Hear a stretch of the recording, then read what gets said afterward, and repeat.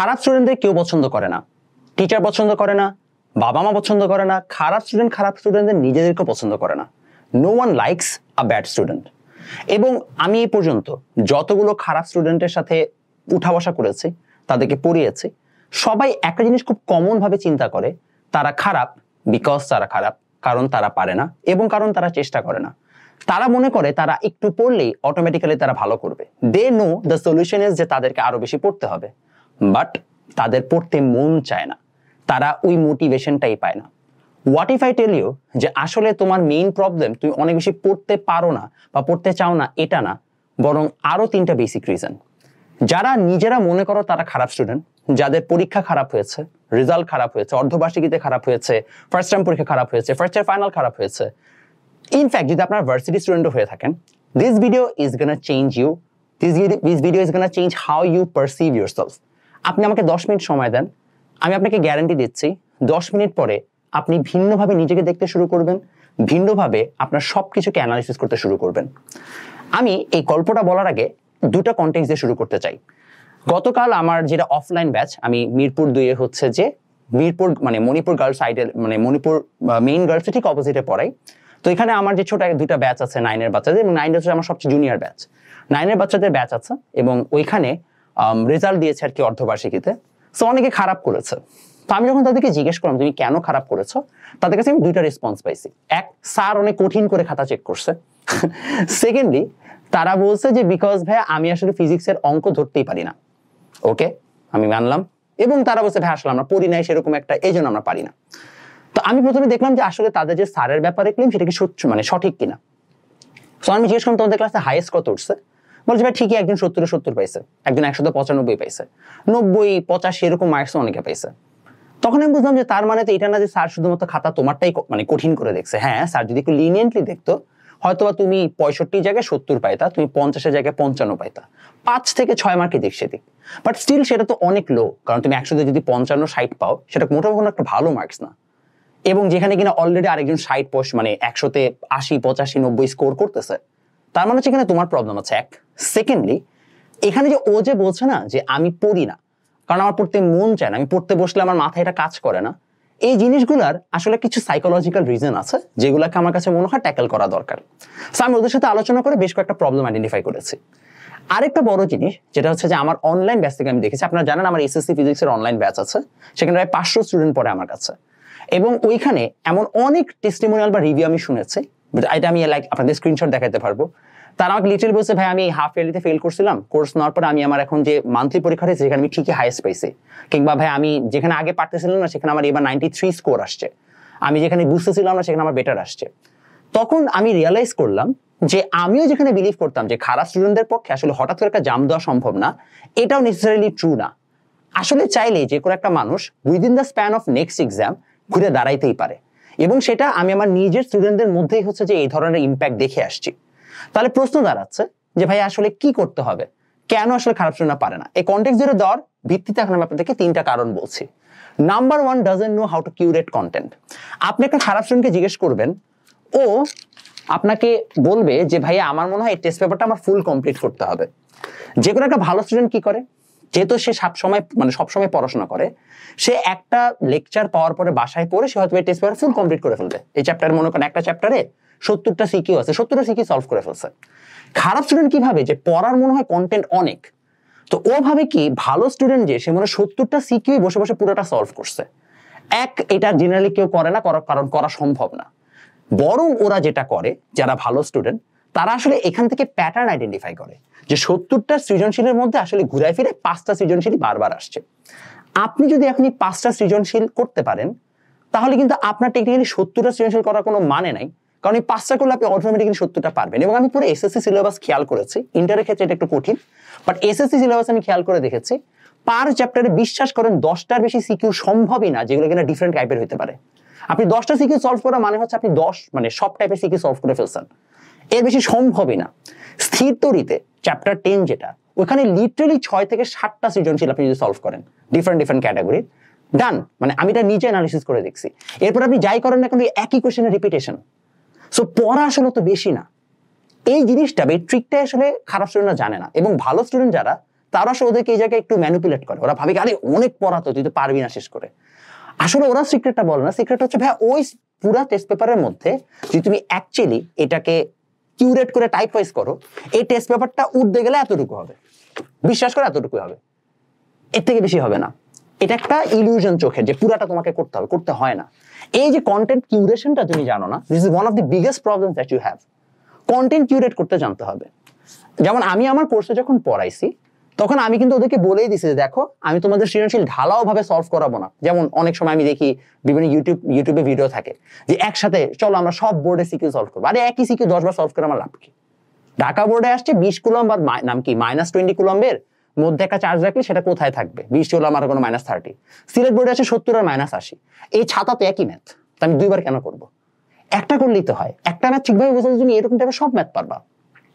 আমি আমার ব্যাচে এক্স্যাক্টলি এই কাজটাই করাইছি। আমি ওদেরকে গ্যারান্টিও দিছি যে তুমি যদি 6টা লেকচার করতে পারো, 6টা লেকচারের লেন্থ উঠতে গেলে হচ্ছে যে 6 ঘন্টা, মানে 8 ঘন্টা, যদি 8 ঘন্টা সিট তৈরিতে পিছনে দিতে পারো তাহলে তোমার আর কিছুতেই আটকাবে না, সেটা সিকিউ হোক এমসিকিউ হোক। এবং সেটা কিন্তু সম্ভব। আমি এটাই বোঝানোর চেষ্টা করতেছি যে তুমি দিন শেষে যখনই কোনো একটা কন্টেন্ট পড়তেছো তোমাকে কিউরেট করতে জানতে হবে আসলে এই কন্টেন্টে কতটুকু আছে। এখন মনে করো তুমি খারাপ স্টুডেন্ট, এখন তুমি ভাইটা পারতেছো না নিজে নিজে, কারণ তোমার পক্ষে ওই পুরাটা অ্যানালিসিস করা সম্ভব না। ফাইন, গেট আ টিউটর, যে তোমাকে কিউরেট করে দিবে। তুমি যার কাছে পড়তেছো তার কাছে টেস্ট পেপার নিয়ে যাও, বলো যে স্যার আমাকে এটা দাগাই দেন। আমি এটা করি টেকনিক্যালি, আমি আমার স্টুডেন্টকে দাগাই দিই যে তুমি এই টেস্ট পেপার এই সৃজনশীল সলভ করবা। কারণ সম্ভব নয় ওর পক্ষে এখন মানে একসাথে 70-80টা সৃজনশীল সলভ করা। ও অ্যাটলিস্ট 10 থেকে 12টা করতে পারবে, দাগাই নাও, ঝামেলা শেষ।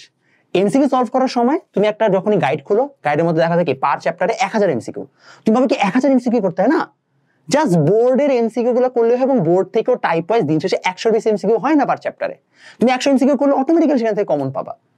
আর স্যার যদি নিজে কোয়েশ্চেন বানায় দেয়, সাপোজ স্যারের অনেক তেল, স্যার কোয়েশ্চেন বানায় দিছে, তাহলে তুমি 100 এমসিকিউর কনসেপ্ট থেকেই পারবা। You don't need to do a lot. Thing is তোমাকে এই জিনিসটুকু বুঝতে হবে যে আসলে পড়াশোনার ভলিউম অনেক বেশি না। You have to know how to curate the content. তুমি যদি ওইটা পারো তাহলে automatically you are doing good. So তোমাকে ফার্স্ট অফ অল এটা জানতে হবে তোমার পড়া অনেক বেশি না। ইউ জাস্ট ডোন্ট নো আপনাকে কোন জিনিসটা বাদ দিতে হবে, আপনাকে এক্স্যাক্টলি কতটুকু পড়তে হবে। আর একটা ভালো সাজেশন দিই, আমি যখন তোমাদের বয়সে ছিলাম আমার কিছু ফ্রেন্ড সার্টেন সাবজেক্টে অনেক ভালো ছিল। আমি লিটারেলি একটা চ্যাপ্টার শুরু করার আগে ওদেরকে যে জিজ্ঞেস করতাম যে দোস্ত আমার এই চ্যাপ্টারে কি কি পড়া লাগবে, কোন কোন সিকিউ করা লাগবে, ওরা আমাকে বললাম ওই জিনিসটা যে পড়তাম। আমার ইউনিভার্সিটি লাইফে আমি সেম কাজ করছি। আমার ইউনিভার্সিটি লাইফে আমার থেকে 2 ব্যাচ সিনিয়র একজন টপার ভাইয়া ছিল। আমি প্রত্যেক সেমিস্টারের শুরুতে খাতা কলম নিয়ে ওই টিচারের একটা রিভিউ লিখতাম যে ভাইয়া এই টিচার কোন কোন বই থেকে প্রশ্ন করে, কোন স্লাইড থেকে প্রশ্ন করে, কোন জায়গাটা ওনার ইম্পর্টেন্ট, উনি সিটিতে কেমন মার্কস দেয়, উনি টার্মে কেমন মার্কস দেয়, উনি আমাকে ডিটেইলে বলে দিত। আমি লিটারেলি জাস্ট ওইটা ফলো করতাম। আমি যদি জানতাম যে এই স্যার আসলে দিন শেষে স্লাইডের বাইরে প্রশ্ন করবে না, তাহলে আমি স্লাইডে পড়ে যেতাম। আমি যদি জানতাম যে এই স্যার আসলে স্লাইডের বাইরে প্রশ্ন করবে, তাহলে আমাকে এক্সট্রা এফোর্ট দিতে হবে। সো আমি যদি আগে থেকেই জানি যে কোয়েশ্চেন কেমন আসতে পারে, আমাকে কতটুকু পড়তে হবে, তাহলে আমার পড়া ছোট হয়ে গেল। পড়া ছোট হয়ে গেলে অটোমেটিক্যালি তুমি পারবা। সেকেন্ড জিনিস, বিলিভস ইন ম্যাজিক। আপনারা সবাই ভাবেন যারা ভালো স্টুডেন্ট ওরা মনে হয় genetically gifted. True, there are certain prodigies যারা কিনা জেনেটিক্যালি গিফটেড, বাট এরকম প্রডিজির সংখ্যা খুবই লেস ইন নাম্বার।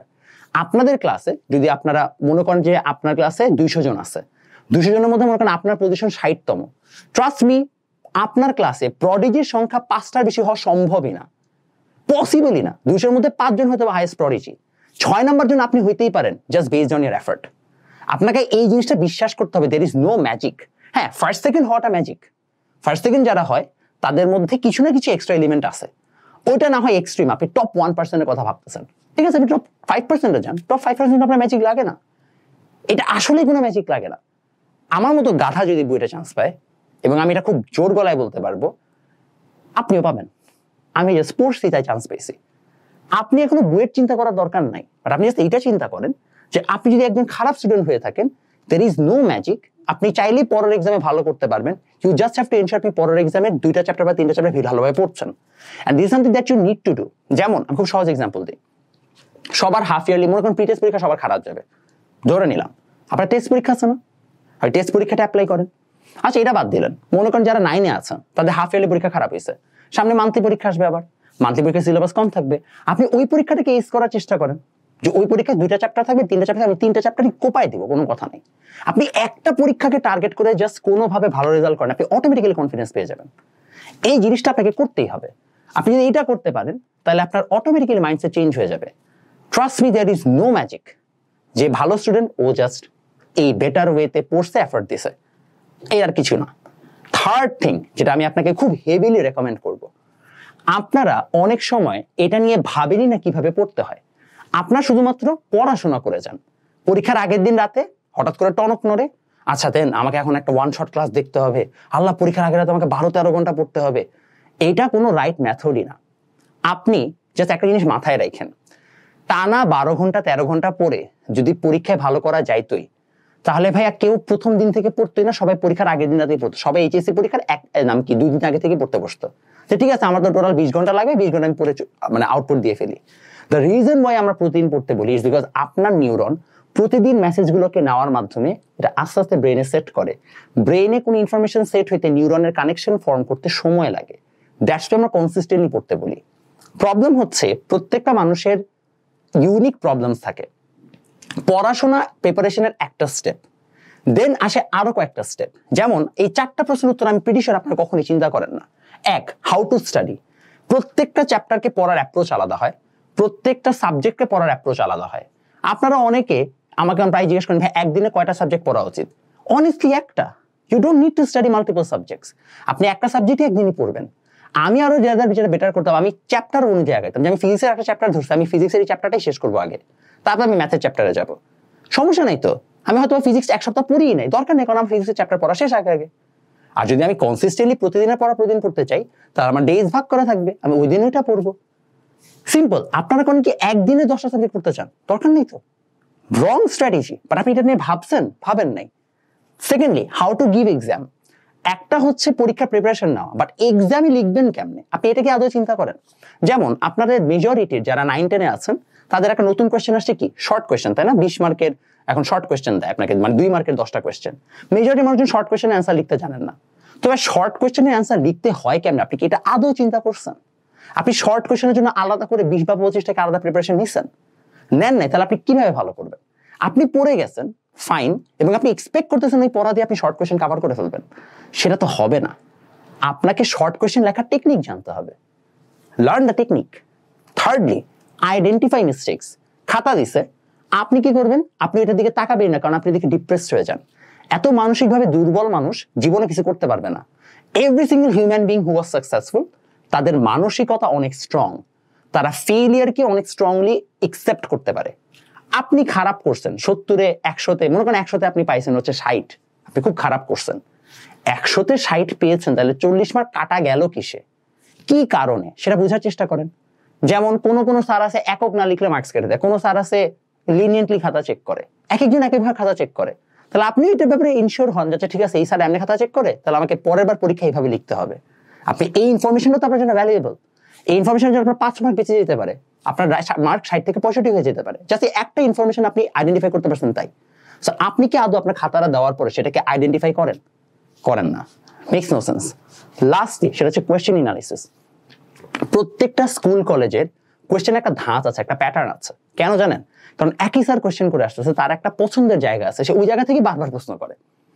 আপনি কি আদৌ প্রিভিয়াস ইয়ারে আপনার এই মাসিক পরীক্ষা বার্ষিক পরীক্ষায় কেমন কোয়েশ্চেন আছে সেটাকে আপনি দেখছেন? আপনি কি আদৌ এটা শিওরলি বলতে পারবেন যে কালকে আপনার একটা পরীক্ষা, আপনি জানেন যে এই চ্যাপ্টার থেকে বোর্ডে এই টাইপের কোয়েশ্চেন আসছে, আপনি কি আদৌ অ্যানালিসিসটা করছেন? করেন নাই। ভালো স্টুডেন্ট যে সে কিন্তু লিটারালি এই জিনিসগুলো করছে বলেই ও জানে, দেখবেন ওর লেখার স্ট্র্যাটেজি আলাদা, লেখার স্টাইল আলাদা, কারণ এগুলো ও ভাবছে। এখন আপনি বলতে পারেন তাহলে আমাকে অনেক সময় দিতে হবে, আমার তো এগুলো ভালো লাগে না। না, ইটস নট লাইক আপনাকে অনেক সময় দিতে হবে। আপনি খাতাটা পাওয়ার পরে আপনার খাতাটাকে অ্যানালিসিস করতে সর্বোচ্চ 10 মিনিট লাগে। আপনি 10 মিনিট একটা নোট বানান যাচ্ছে আমার এই জিনিস ইমপ্রুভ করতে হবে। আপনি কোয়েশ্চেন অ্যানালিসিস করার জন্য কি করতে হবে? আপনি চ্যাপ্টারটা পড়ার পর আপনাকে কেউ বলে নাই যে ভাই এই টেস্ট পেপার ফুল সলভ করেন, আপনাকে কেউ বলে নাই। এখানে মনে করেন 60টা হচ্ছে যে আপনার বোর্ড কোয়েশ্চেন দেওয়া আছে, আপনি টেস্ট পেপারটা খুলে বোর্ড কোয়েশ্চেনটা সুন্দর মতো হচ্ছে দেখেন যে আচ্ছা এদের মধ্যে কোন বোর্ড কোয়েশ্চেন একটু ইউনিক টাইপের আসছে। এটা করতে চোখ বুলেতে সর্বোচ্চ 20 থেকে 25 মিনিট, আধা ঘন্টা লাগার কথা। একটা সৃজনশীল মনে করেন আপনার এবং আপনি এটা নিজে করবেন, একদিন বসে করেন, এমনি বুঝে যাবেন। তো বেশি সময় লাগে না, you don't need much time. But এই স্ট্র্যাটেজিটা করলে আপনি অটোমেটিক্যালি এক্সিকিউশন আপনি অনেক বেটার হয়ে যাবেন। বারবার বলতেছি, there is no such term as খারাপ স্টুডেন্ট or ভালো student. The term should be someone who is strategic এবং যে এফর্ট দিচ্ছে। আর সামওয়ান যে কিনা স্ট্র্যাটেজিক না এবং এফোর্ট দিচ্ছে না। খারাপ স্টুডেন্ট ভালো স্টুডেন্টের মধ্যে ডিফারেন্স স্ট্র্যাটেজি আর এফোর্টের। আপনি আমার কথা অনুযায়ী একটু চেষ্টা করেন, আই ক্যান গ্যারান্টি ইউ আপনার রেজাল্ট ফার বেটার হবে। দেখা হবে নেক্সট ভিডিওতে।